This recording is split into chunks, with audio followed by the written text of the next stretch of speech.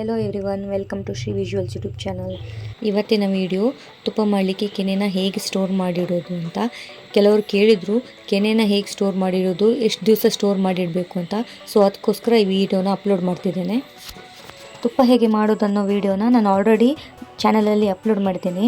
ನಿಮ್ಗೆ ಬೇಕಿದ್ದರೆ ಲಿಂಕ್ನ ಡಿಸ್ಕ್ರಿಪ್ಷನಲ್ಲಿ ಹಾಕಿರ್ತೇನೆ, ಒಂದು ಸತಿ ಚೆಕ್ ಮಾಡ್ಕೊಳ್ಳಿ. ಸೊ ಇವಾಗ ಫಸ್ಟ್ಗೆ ಹಾಲನ್ನು ಬಿಸಿ ಮಾಡ್ಕೊಳ್ಳುವ. ಇಲ್ಲಿ ನಾನು ದನದ ಹಾಲನ್ನು ಯೂಸ್ ಮಾಡ್ತೇನೆ. ಕೆಲವರು ಪ್ಯಾಕೆಟ್ ಹಾಲಲ್ಲೂ ತುಪ್ಪನ ಮಾಡ್ತಾರೆ. ನಮ್ಮನೇಲಿ ದನ ಇರೋದ್ರಿಂದ ನಾನು ದನದ ಹಾಲಿನಲ್ಲೇ ತುಪ್ಪ ಮಾಡ್ಕೊಳ್ಳೋದು. ನೀವು ಒಂದ್ಸತಿ ಕುದಿಸಿ ಆರಿಸಿದ್ರೆ ಕೆನೆ ತುಂಬ ದಪ್ಪ ಆಗಿ ಬರಲ್ಲ, ತೆಳುವಾಗಿ ಬರುತ್ತೆ. ಸೊ ನೀವು ಆದಷ್ಟು 2-3 ಸತಿ ಹಾಲು ಉಕ್ಕೋ ತನಕ ಹಾಲು ಬಿಸಿ ಮಾಡಬೇಕು. ಇಲ್ಲಿ ನೋಡ್ತಾ ಇರ್ಬೋದು ಹೇಗೆ ಹಾಲು ಕುದೀತಿದೆ ಅಂತ.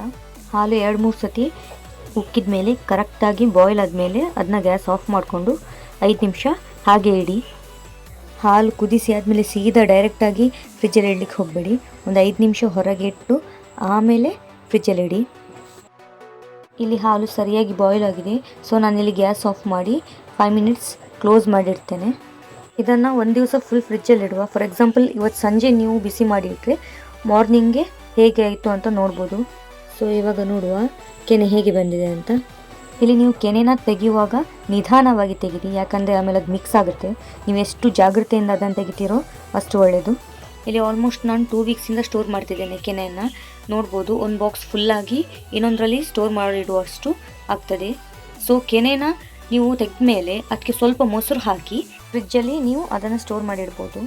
ಸೊ ಜಾಸ್ತಿ ಅಂದರೆ 2 ವೀಕ್ಸ್ ಸಾಕು, ಅದಕ್ಕಿಂತ ಜಾಸ್ತಿ ಸ್ಟೋರ್ ಮಾಡಿಡಬೇಡಿ. ಜಾಸ್ತಿ ಟೈಮ್ ಸ್ಟೋರ್ ಮಾಡಿಟ್ರೆ ಕೆನೆ ಸ್ಮೆಲ್ ಬರಲಿಕ್ಕೆ ಸ್ಟಾರ್ಟ್ ಆಗ್ತದೆ. ತುಪ್ಪ ಮಾಡಲಿಕ್ಕೆ ಹಾಲಿನ ಕೆನೆನ ಸ್ಟೋರ್ ಮಾಡಿಡುವಂತಹ ವಿಧಾನ ಇಷ್ಟೇ. ಈ ವಿಡಿಯೋ ನಿಮಗೆ ಇಷ್ಟ ಆಯಿತು ಅಂತ ಅಂದ್ಕೊಳ್ತೇನೆ. ಸೊ ನನ್ನ ಚಾನಲ್ನ ಲೈಕ್ ಮಾಡಿ, ಶೇರ್ ಮಾಡಿ, ಸಬ್ಸ್ಕ್ರೈಬ್ ಮಾಡಿ. Thank you so much and wait for next video.